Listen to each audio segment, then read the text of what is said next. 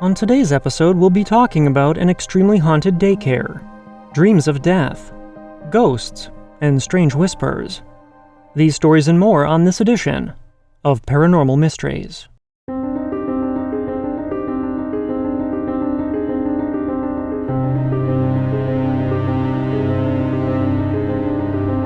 Thank you for joining me as always, and welcome.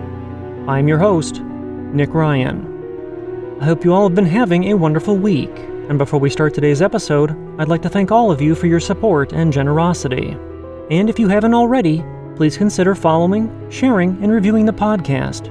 This greatly supports us by helping new listeners to find the show. You can also support us at patreon.com/paranormalmysteries or at buymeacoffee.com/paranormal. And if you'd like to share your paranormal encounter on the podcast, you can submit your story through email at paranormalmysteriespodcast@gmail.com, through voice message at speakpipe.com/paranormalmysteries, or of course on our website at paranormalmysteriespodcast.com. And you can find these links in the show notes. And with all that in mind, our first listener story comes to us from China. And China's story is called The Haunted Daycare I Cleaned. China says, "Hi, I just started listening and I truly enjoy this podcast and I wanted to share my story. Back in 2016, I used to clean a Christian daycare here in San Antonio, Texas. I was so excited as a new franchise owner. It was one of my first buildings I would be cleaning. The upstairs was a small church and the downstairs was a daycare. It was a very large 10,000 square foot building. The building itself was very old. It must have been around for a long time, because as nicely painted as it was, cute colorful decorations here and there, and children's laughter all around, it still didn't take away the fact that this place had some history prior to being converted into a daycare. I hired a worker named Tabitha, and I would go help her clean every other night. While we were downstairs, we were casually talking about her leaving the job. This was because her husband, a military man, was getting stationed elsewhere, so she couldn't stay long. Suddenly, I heard a loud cough coming from upstairs. It was a man's cough, like he was very sick. I asked if she heard that too, and she looked at me puzzled and said, "No, I didn't hear anything." She then looked at me like I was crazy, and we basically just shrugged it off. After she left her job, I was cleaning alone. Nothing seemed out of the ordinary except for the usual loud cough coming from upstairs. I then hired my best friend, her boyfriend, and his brother, and almost immediately she said that she didn't like it there. She felt like she was being watched. She always wanted me nearby, and I agreed. I didn't tell them anything about what I heard prior, because I wanted them to experience it for themselves, just so I knew that I wasn't going crazy. And not long after, we all heard the same loud cough, and we got scared. We thought that someone was upstairs sleeping in one of the offices, and we felt bad for disturbing him. There was always one office that we never went inside to clean, because it was always locked. We figured that that's where the man stayed, so I wrote a note to the daycare director and told her that we apologized if we woke the man upstairs who was sleeping. She wrote back saying that there was nobody upstairs after hours, and plus the alarms were all set. They also checked the surveillance cameras, and they saw nothing. Things started to get more and more weird, and let's just say that within a year, I went through about 10 different workers. My best friend, her boyfriend, and his brother ended up leaving for good, and I hired 2 new workers. One time I was downstairs cleaning in the children's eating area when my 2 workers upstairs came running downstairs so fast that they left their cleaning equipment behind. These were both large, tough-looking men, by the way. They didn't look the type to be easily scared. By the looks on their faces, I could tell that they had seen something. They said they were talking upstairs, and the office door next to them slammed shut, and they dropped their stuff and ran downstairs. From there on, we started working together within close proximity of one another. We wouldn't let the other one out of our sight. We even went to take the trash out together because it got so bad. While I was cleaning the restroom, I heard what sounded like a woman humming. My worker asked if it was me humming, and I laughed and was like, "Man, I thought that was you humming like a lady." Then there were times that we would go downstairs together and clean, and we'd hear footsteps from above us. Sometimes we thought the church people would be stopping by because there was so much movement, But then again, who would be stopping by after midnight? We'd check the stairs and the lights would still be off and undisturbed, the way we left it. Then things really started to escalate, and the workers left permanently.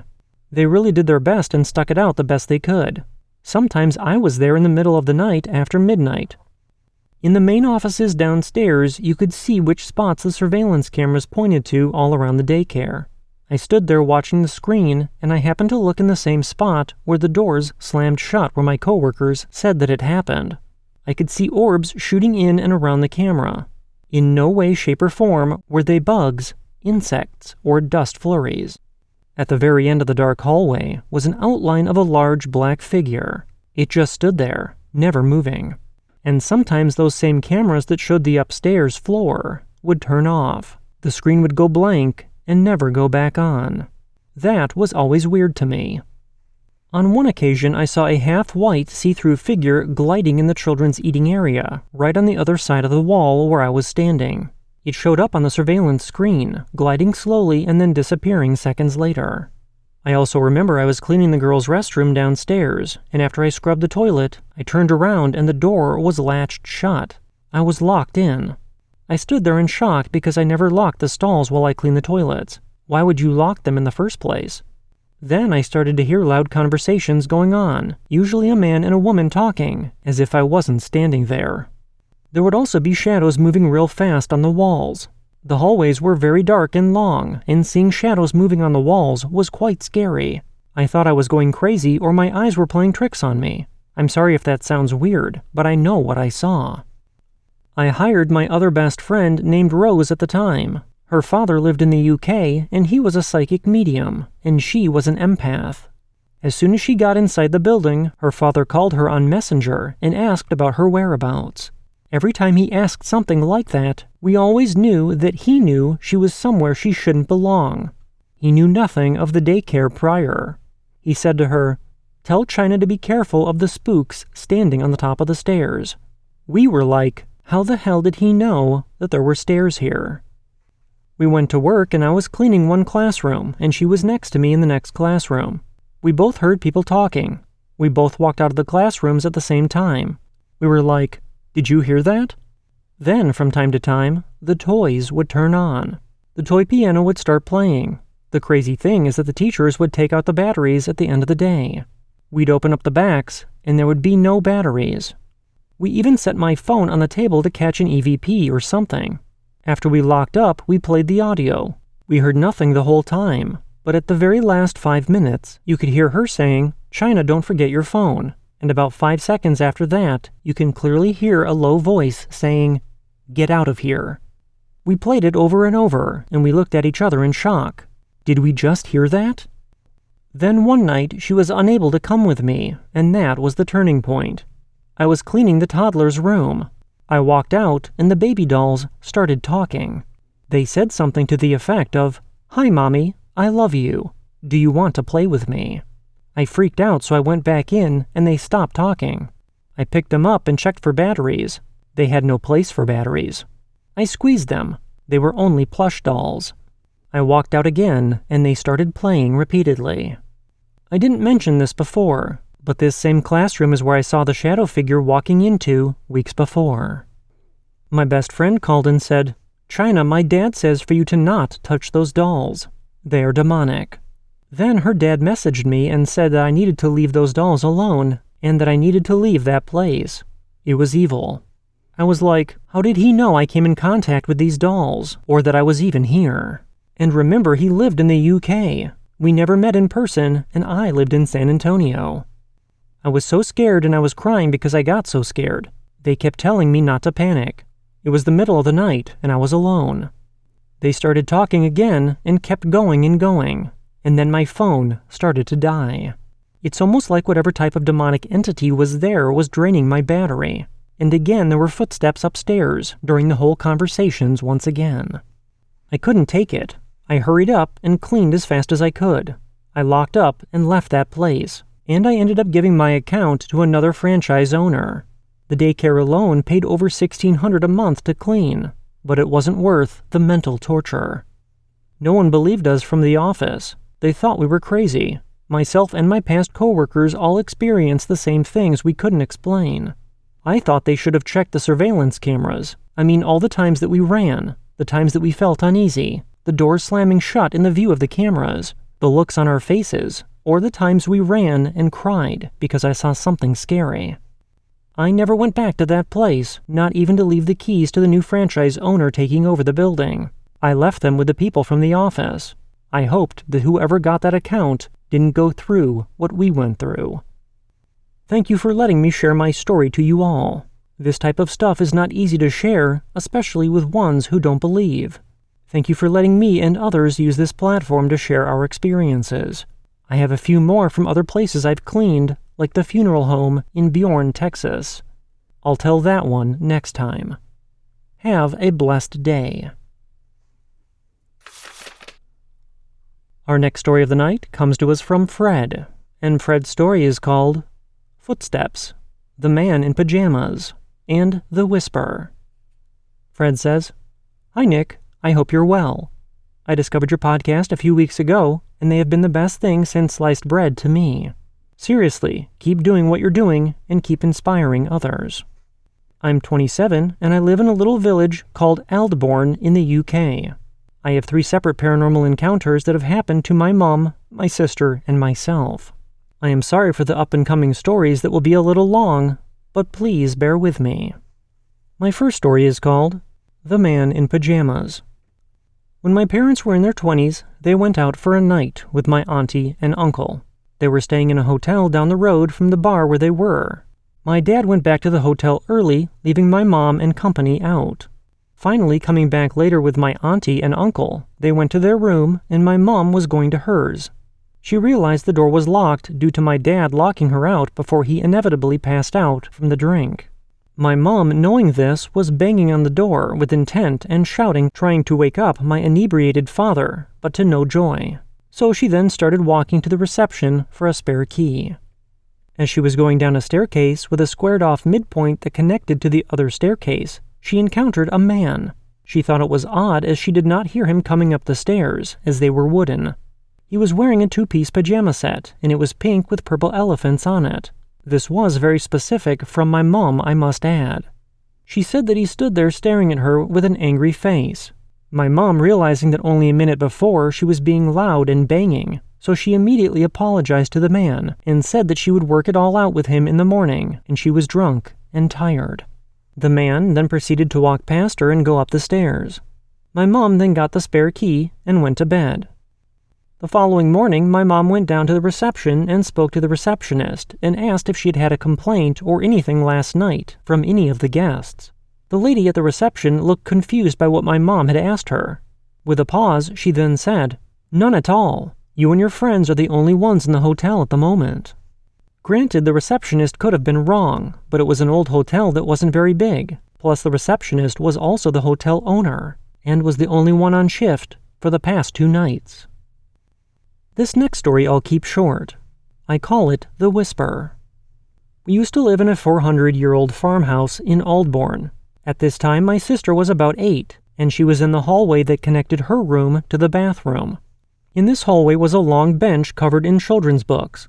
It was late, and she was looking through the books with the light off, not wanting to wake the parents, but she was using the light from her windows.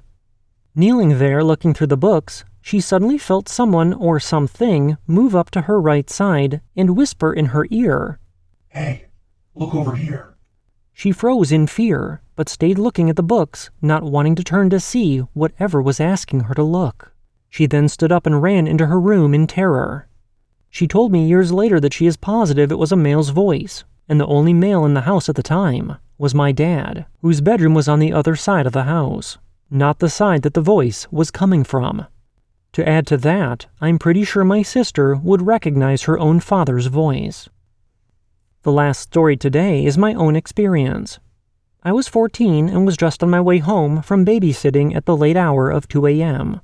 This was when we lived on Oxford Street in Aldbourne, which was up a steep hill. So I was walking up this hill on a still summer's night with no clouds. The moon was out in full, lighting up the village in all its beauty as I leisurely strolled up the hill. Being 2 a.m. in the village, there was no one about, so I decided to walk up the hill in the middle of the road. Halfway up, only 300 meters from my house, I heard footsteps on a gravel drive. For some reason, I was compelled to stop. I stood there and stared at this gravel driveway where the footsteps were coming from. Now, there was a car blocking my view, but the footsteps were coming towards me. They then stopped where I believe was the end of the driveway, just before the pavement. I then asked, "Hello? Is anyone there?" And then the footsteps started again on the pavement around the back of the car, and then walked around the car and right up to me. I was frozen in fear, and I then felt dizzy and lightheaded, and my eyes were looking at nothing, just air. My vision then went to what I can only describe as electric white. It was like the sun was out, and I could see everything so clearly. I still have no idea why this happened, but I have never experienced this since. At this point, I ran like my life depended on it all the way home and told my parents. They were amazed, even though I was shaking and white as a sheet. Now, as I said, I never saw anyone, but by the sound of the footsteps, I can tell you that they were heavy, like workmen's boots, heavy and dense, and the pacing was slow, and I know that it was a male. Good or bad, I can't tell you, but for years onward at night, I always ran up that hill. Never did I dare walk it again. Again, sorry for my long stories, but you made me feel comfortable getting it out to the world. Thank you so much for hearing me out, and for your patience. Kind regards, Fred. Our next story of the night comes to us from Taylor, and Taylor's story is called Weird Morning. Taylor says, "Hey Nick, I wanted to write in again because I just had a weird experience that I wanted to share. It happened this morning, and I'm still really confused. So I was sleeping last night, nothing strange. In my dream, I remember smelling cigarette smoke, which threw me off. It woke me up, and the smell still kind of lingered, and I'm the only person in my home. It was early morning, around maybe 8, so there was some light in my room. I was lying on my stomach with my arms under my pillow, and I was looking at the wall. I felt kind of scared for no real reason. Then I saw what looked like smoke or mist come from the window above the head of my bed. It wasn't a lot, maybe enough from like a breath. It slowly rose to the corner of my ceiling and disappeared.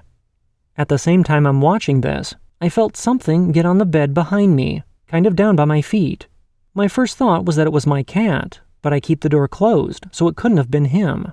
I felt like I was being watched. I didn't really try to move, so I just closed my eyes and almost immediately woke up again. It was such a bizarre feeling, and I've never experienced anything like this before. I don't exactly want to classify it as sleep paralysis, because I didn't try to move, so I'm not sure if I even could have. But the terror or fear other people talk about was something that I felt. Anyway, thanks for taking the time to read this, and hopefully someone else has experienced something similar. Our next story of the night comes to us from Caitlin, and Caitlin's story is called Dreams of Death. Caitlin says, "Hello, I was listening to your podcast, and a story like this inspired me to submit my own story. There was a collection of stories shared between me and my family regarding death and what we called the man in the pointed hat, yet this is only the stories concerning my grandfather and I. Months before I was born in the 90s, my grandfather underwent an amputation surgery. My mother described how my grandfather began speaking to his parents and 2 older brothers while waking up from the surgery. She tried calling his name, shaking his shoulders, but nothing worked. He was calm and soothing, saying how much he missed them and loved them, and how he would be with them soon. Concerned, my mom put her hand on the bed to stand up, being heavily pregnant and all, and her hand came away soaked in blood.